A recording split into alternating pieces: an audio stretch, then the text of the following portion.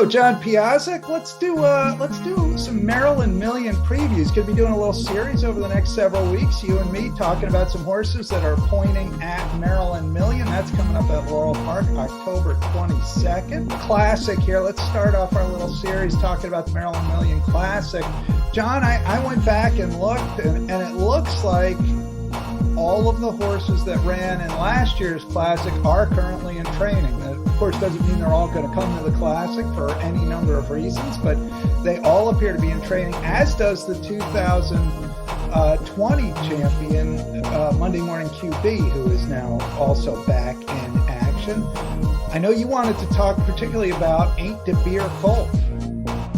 Yes, who ironically came in last in last year's Maryland Million Classic. However, this year he's a much improved horse. He's a son of Freedom Child, trained by Kenny Cox and owned by Matt Spencer, Kelly Joe Cox, and Bonicelli Racing. He shows some promise at two. He actually won the first two-year-old race of 2020 in Maryland, which was delayed for a variety of bureaucratic reasons.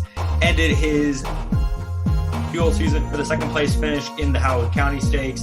Had been kind of in up and down form since then, but in his last two starts, he's really put his best foot forward. On July 29th at Laurel, he won a second level allowance optional claiming race by 1 3/4 lengths. Beat a few decent horses that day, got a good trip stalking the pace under Victor Carrasco, and earned a career top figure on the Equibase scale of 101. Next time out at Timonium on September 5th, he faced a very good down to the three other than field, which included horses such as Abracadabra, who was coming off a win over 2020 Maryland Million Classic champion Monday Morning QB, plus Tappin Cat, who was second in last year's edition. He beat those two at Delaware Park on August 24th.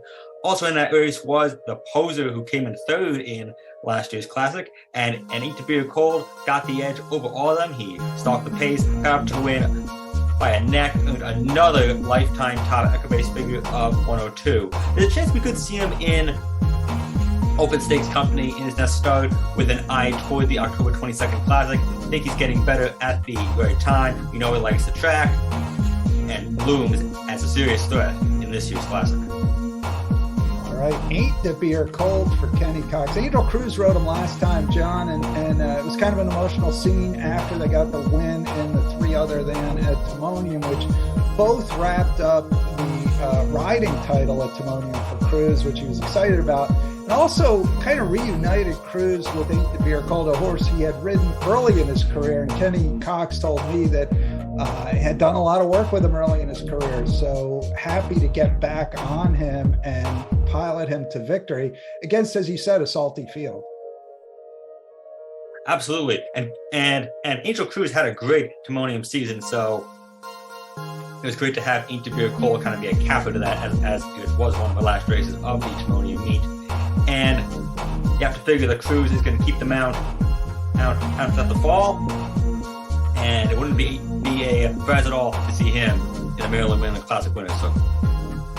All right, that's Ain't De Beer Colt, Maryland Million Classic. First of our preview series. We'll be coming back to you every week with more previews as we look towards the October 22nd Maryland Million at Laurel Park.